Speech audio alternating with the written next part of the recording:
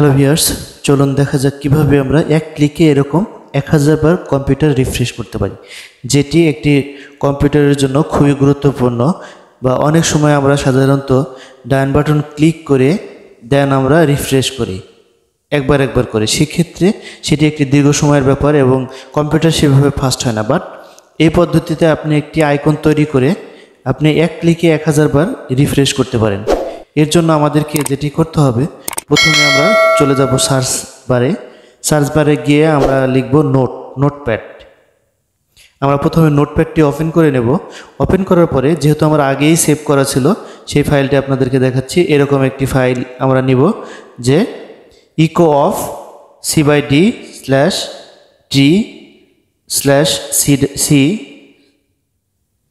দেন হলো ট্রি। এখানে মেন বিষয় হলো যেখানে আপনি যে কয়টি ড্রাইভ থাকবে, ইকো অফ দেওয়ার পরে সিডি স্ল্যাশ দেওয়ার পরে সবগুলো ড্রাইভ এখানে আপনি, যেমন এখানে T/C:/T এরকম পর্যায়ক্রমে আপনি প্রত্যেকটি ড্রাইভ, যে কয়টি ড্রাইভ আপনার থাকবে সেই ড্রাইভগুলো এখানে দিয়ে দিবেন। সেক্ষেত্রে এই ড্রাইভগুলো অটোমেটিক্যালি আপনার রিফ্রেশের জন্য কাজ করবে। সেক্ষেত্রে আপনি এটি দেওয়ার পরে যেটি করবেন, দেন ফাইলে যাবেন, দেন সেভ অ্যাজ, দেন আমরা ডেস্কটপে সেভ করে রাখবো। অবশ্যই এখানে আপনাদেরকে একটি বিষয় মনে রাখতে হবে, আপনি আইকনের যে কোনো নাম রাখতে পারেন। বা আমি রিফ্রেশ আইকন লিখব। রিফ্রেশ আইকন লেখার পরে যেটি করতে হবে সেটি হলো .bat লিখতে হবে। এটি অবশ্যই আপনাকে লিখতে হবে, তাছাড়া এটি ক্রিয়েট করা সম্ভব হবে না। এখানে আমি লিখলাম হলো যে রিফ্রেশ আইকন .bat, দেন আমরা যেটি করব, আমরা সেভ দিয়ে দেব। দেখতে পাচ্ছেন নিচে একটি আইকন তৈরি হলো। তো এই আইকনটি আমরা ইচ্ছা করলে সিস্টেমগুলো দেখে নিতে পারি যে কি সিস্টেমে আমরা করব। আর আরেকটি বিষয়, যে বিষয়টি আমি লিখেছি নোটপ্যাডে, সেটি আপনাদেরকে অবশ্যই ফার্স্ট কমেন্টসে আপনাদেরকে দিয়ে দেব।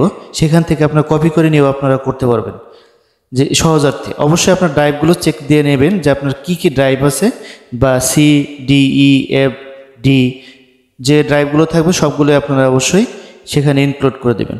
দেখতে পাচ্ছেন এক ক্লিকেই 1000 বার রিফ্রেশের সমান এখানে কাজ করবে। তো সেক্ষেত্রে একটি কম্পিউটার অপারেটর বা কম্পিউটার যিনি চালাবেন তার জন্য খুবই গুরুত্বপূর্ণ, কারণ কম্পিউটার অনেক ফাস্ট হয়ে যাবে। আপনি যখন একটি রিফ্রেশ দিবেন 1000 বার ক্লিক হয়ে যাবে, সেক্ষেত্রে আপনার কম্পিউটার যত ধরনের অপ্রয়োজনীয় যে সমস্যাগুলো থাকবে সেইগুলো আপনাকে ফ্রেশ করে দেবে। তো এটি একটি কম্পিউটারের জন্য খুবই গুরুত্বপূর্ণ। আশা করি আপনাদের এই বিষয়টি কাজে লাগবে। এখানে আমরা ডান বাটন ক্লিক করে, যে আমরা যে আইকনটি ক্রিয়েট করেছি, ডান বাটন ক্লিক করে প্রপার্টিসে যাব। যাওয়ার পরে এখানে ধরেন বিভিন্ন ধরনের যে ইনফরমেশন সিস্টেম এখানে ক্রিয়েট হয়েছে সেইগুলো আপনি এখান থেকে দেখে নিতে পারেন। আশা করি এটি আপনাদের অনেক কাজে লাগবে। ধন্যবাদ সবাইকে।